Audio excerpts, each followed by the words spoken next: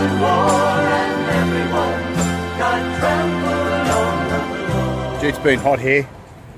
Last 4 or 5 days, it's just felt as though it's been up way over 30 degrees every day. You look to the news, which is of course fake, and they insist it's only in the high 20s, but it's been hotter than that. But as you can see behind me there, it's all cloudy today. It's a lot cooler.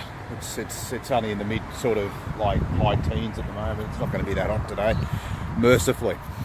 Anyway, I watched a game of cricket the other night. There was a one-dayer between Australia and India, and I've done videos on this previously where I feel Australian sport is rigged, and to me it's just been confirmed with this game I just watched. It was against India, and I think India were probably driving the fixing of it. It was coming from India by the looks of it.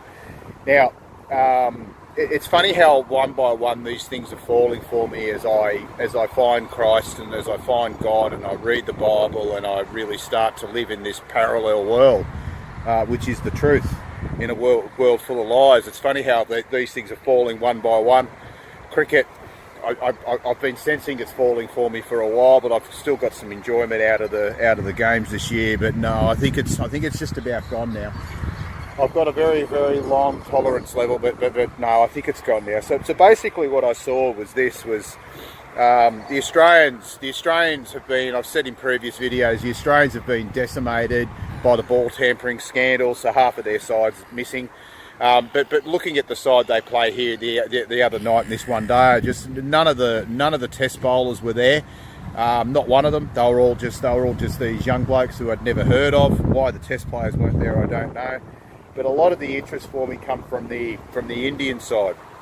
So Australia set them, it was a one-day game. Australia set them a total of about 230, which on a drop-in pitch may be enough. You never know. But these drop-in pitches for the one-days they generally suit the batsmen. But anyway, during this game, India were they were batting. They were getting there, and you just thought all night that India were going to win the game. But anyway, MS Dhoni come out. So MS Dhoni's an Indian wicketkeeper, and he's 37 now. He's 37, 38, and I was really surprised to see him playing. We haven't seen him all summer. We haven't seen him during the test. I hadn't seen him at all. Didn't even know he was still playing. But anyway, the Indians have got this keeper. His name's Pant, P-A-N-T, and he played in the tests, and you just watch him and he was just suited to one-day cricket. He scored his runs quickly, and you could see his natural game was to score quickly, and when he had to settle down and really knuckle down in a test-style innings, you could see that wasn't his natural habitat.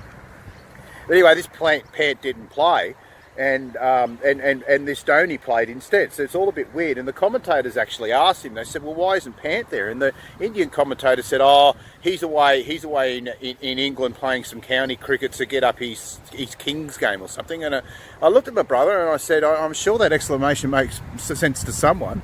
And he sort of just chuckled because he thought the same thing as well. It was really bizarre. But anyway, speaking of bizarre, this innings from Dhoni was just weird. It was just weird. He just hogged the strike. Kohli got out because he hogged the strike.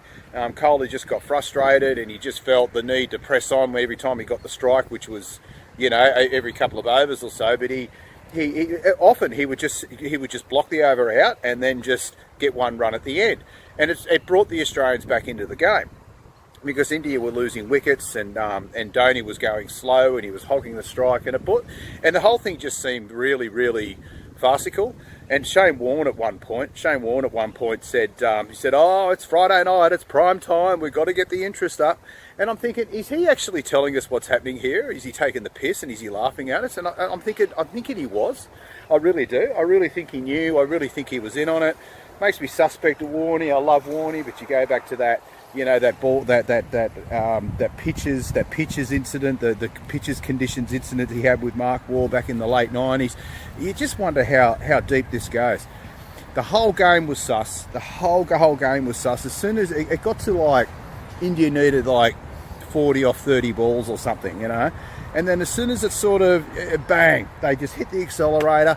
The other bloke in the Indian side all of a sudden started getting some strike, and Dhoni started playing properly again. It was just the strangest game of cricket. Highly suspicious. I believe it was fixed because they knew the game was fizzing out. It was fizzing out, so they wanted to extend it. They They did everything in their power to make the game go longer. Like Dhoni at one point feigned an injury and the game stopped for a good 15 minutes while they rubbed his thigh.